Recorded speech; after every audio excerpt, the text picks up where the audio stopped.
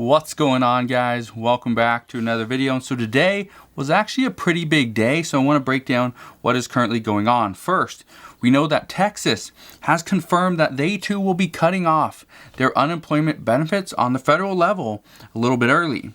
We also have reports that indicate President Biden will not step in and stop GOP states from cutting off the unemployment benefits. We know multiple lawmakers are calling on President Biden to come out and actually provide additional relief to seniors. We have more news on the child tax credits coming on July 15th. We also have news on the fourth stimulus check and how now it is actually being looked at as a way to level the playing field. And we are now getting more and more reports that state that the American people right now will continue to mask up when they are going outdoors and shopping around other people. So before I get into the main parts of today's video, I first just want to ask you one question that pertains to masks. Will you continue to wear a mask when you go into a retail store? Maybe that's something that you've been doing right now. Is it something you will continue to do clear into the future? Some say they're going to do this for years. Others say, yes, I will continue until every single American is vaccinated. That could be forever because there's a lot of people that will not get vaccinated. It's their choice, their body, it's their decision. And to be honest, okay, I absolutely hate wearing a mask. Absolutely hate it. Okay, it's one of the worst things, I think I do on a daily basis is have to put on a mask. But here's the thing. I do not mind the fact that I didn't get sick this past year. So in that case, there's some good, there's some bad, but in that case, for me personally, it actually was beneficial for me to wear a mask because I didn't get sick. I didn't catch a cold, which was great because normally every single year I catch a cold and it usually sticks with me for about 2 months. So that was actually a good thing. So let's get into the update for today. First off, I just want to thank you guys for watching and always hitting that like button. It really does help out the channel and the video. So again, thank you guys for always doing that. First, let's address the fourth stimulus check because right now the fourth stimulus check, according to reports, is being looked at as a way of leveling the playing field. Some economists are calling for another stimulus check, but they say it should not go to all Americans.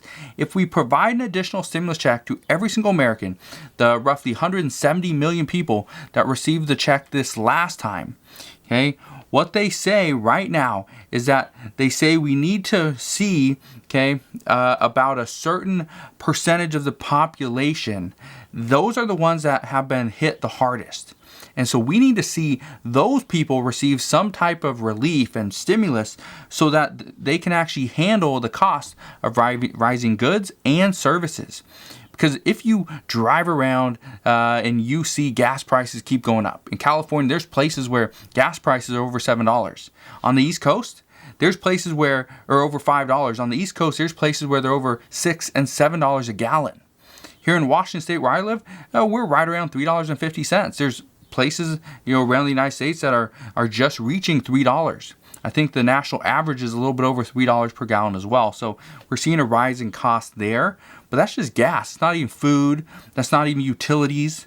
Okay, anything like that, which again, all that stuff does add up.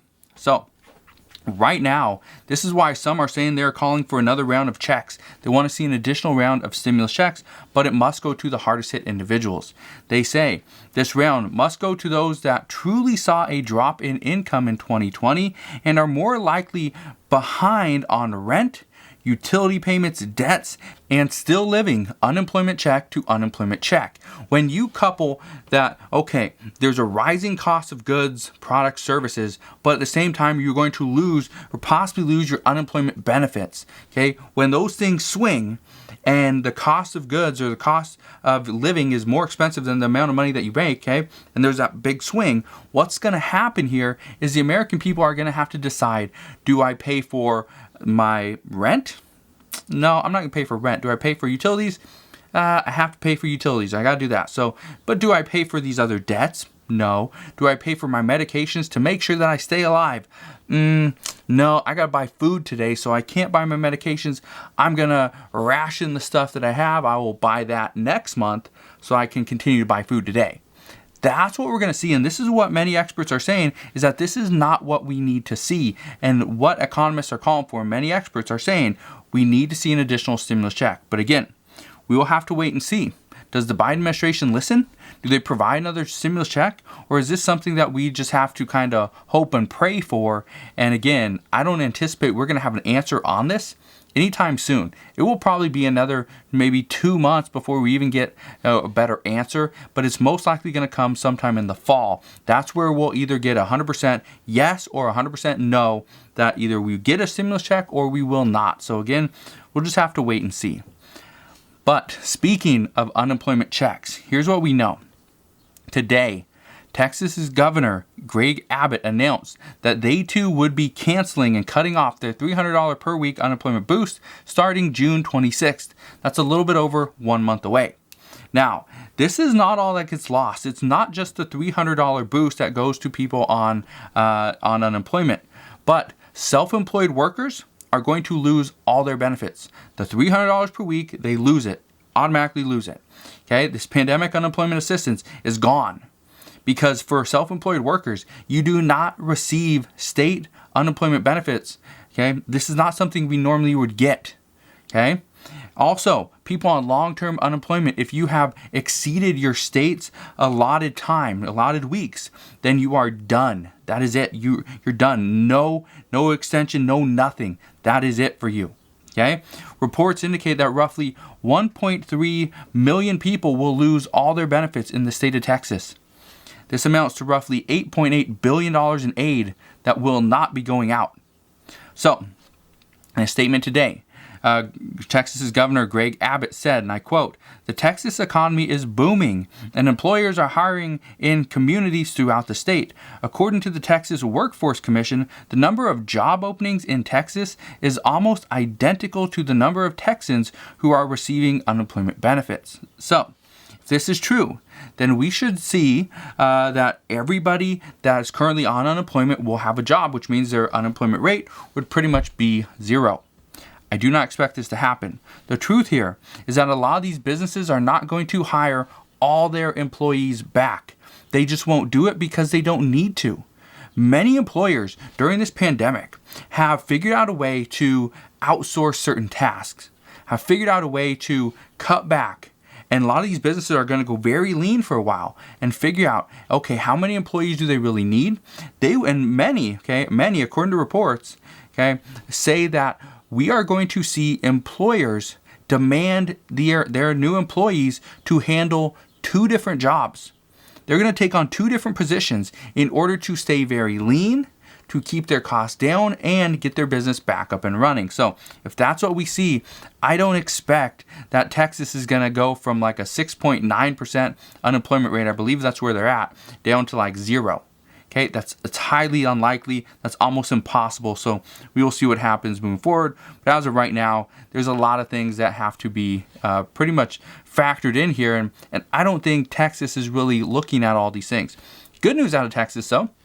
They reported yesterday that they saw 0 COVID-related deaths.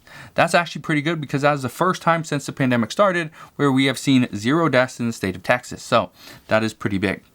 Other big news that came out today is that President Biden does not plan on intervening with states that are dropping the federal benefits. What we are hearing is that the Biden administration feels that this will actually create urgency behind the people that are currently unemployed, and this will actually get them to try to go and get a job. Maybe it's the same job they had before, maybe it's a different job, but the key here is they go and get a job. Now, if this doesn't work, and this doesn't create any urgency behind the people that are currently on unemployment, then employers might feel, according to reports, that they have to pay a little bit extra in order to get those employees back to their work. Now, here's the good thing about this is if this plan works, again, it's according to reports. This hasn't come out from Jen Psaki or Ron Klain or President Biden himself, okay? But the reports indicate that there's a plan behind this. If the Biden administration doesn't actually come out and come forward and say, okay, we agree here. Let's just have a trial period. Let's see if these states, they do get more employees to come back to work. If they do, great. And if they don't, and the employer's like, all right, well, I need the employees back. The state's opening up. We need them back. So I'm just going to pay them an extra $1.50 an hour. Well, if they get an extra $1.50 an hour, it's pretty much just whether they make minimum wage or close to it, a little boost to their income. That is a good thing for the Biden administration. So that's what we're hearing, is that right now, this could potentially be a win-win for the Biden administration if everything goes according to plan.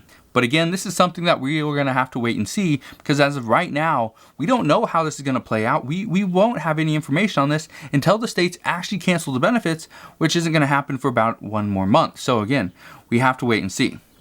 But while we're waiting, let's talk about some tax credits that are coming. First, I want to give you some news, some additional news regarding the child tax credits. This is something that I mentioned earlier on today, but I left out a piece of information that, it wasn't on purpose, but I left this out and a lot of people were asking about this. And after they were asking about this, I saw this on the news today and I thought, you know what, I have to address this in today's video. So here's what we know regarding the child tax credits. A lot of mainstream media outlets have been providing misinformation out there. What they're saying is right now is that if, according to the IRS, if you didn't file your taxes by today, okay, Monday, May 17th, that you would not qualify for the child tax credit payments starting in July. But this is not true. Okay, this is not true. This is false. They aren't providing lies, but they're providing a little bit of false information. Here's the reason why. According to the IRS's statement, they say that they urge all Americans to file by today, Monday, May 17th, because this will allow the payments to get to you in a much faster way. If you didn't get a chance to file your taxes by today, just understand you are still eligible for payments. However, you could potentially see delays in these payments. Maybe you don't get a payment on July 15th, which is the first expected day the IRS is going to send out these payments. Maybe it doesn't come until, let's say, July 19th or 26th, right? It doesn't matter. Okay, what you need to understand is that you could potentially see delays simply because you didn't file your taxes today. Here's the other issue. Okay, what we know is that the IRS is supposed to create this child tax credit portal, and that should open up in June. So the other information is, if you didn't get your taxes done today, just understand you may potentially see a delay. But if you go and do the child tax credit portal, those payment portals, okay, that should be released sometime in June. That's, in the next couple of weeks, we may potentially see it.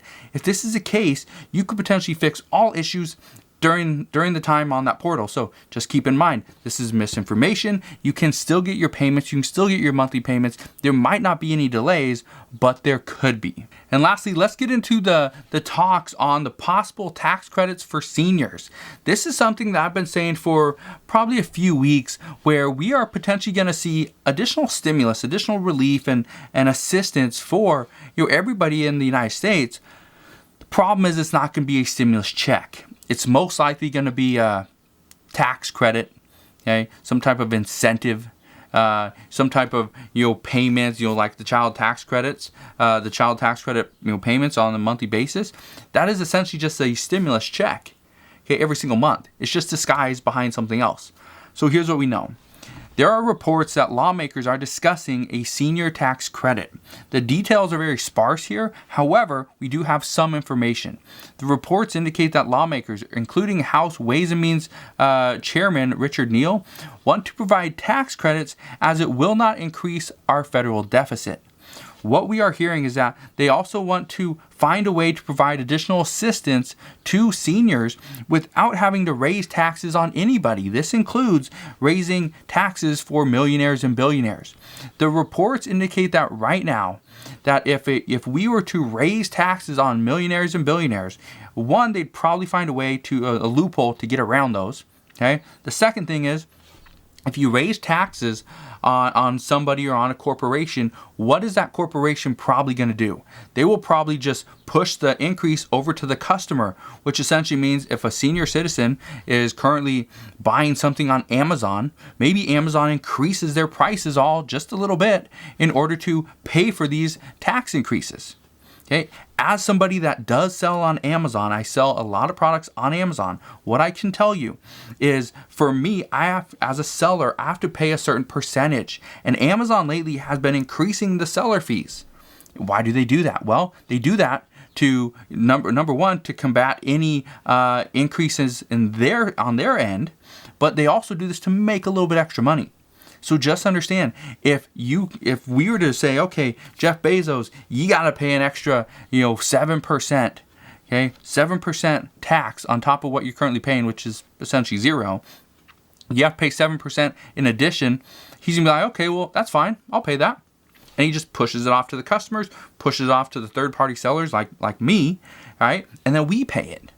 So essentially, this is what lawmakers are discussing, is they want to provide ways to get around increasing taxes, but also provide ways to provide more assistance to not only parents with children, but to students, to the elderly, to people on Social Security, seniors, right?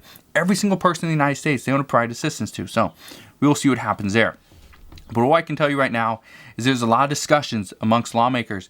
Some of the discussions we're hearing very little about. Like I said, some of the information is very sparse. We're getting just random things here and there. The good news is we are getting more and more reports. So as I find more information, as I see what's really happening, I promise I'll come back to you and fill you in on all the latest news and updates. I just want to thank you guys for watching. Have a wonderful rest of your day, and I'll see you guys on the next one.